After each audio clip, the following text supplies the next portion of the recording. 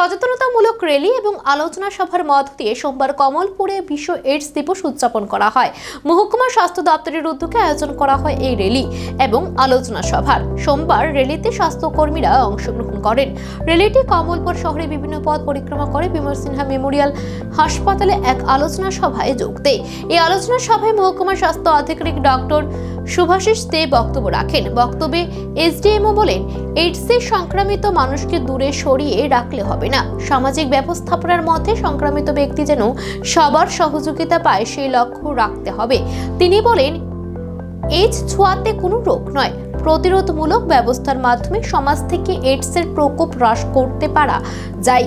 এই আলোচনা সভায় এইডস রোগের ভয়াবহতা এবং প্রতিরোধমূলক ব্যবস্থা নিয়ে বক্তব্য রাখেন কমলপুর বিমল সিনহা মেমোরিয়াল হাসপাতালের sister in charge Rina Debnath, doctor Pranay Adhikari প্রমুখ।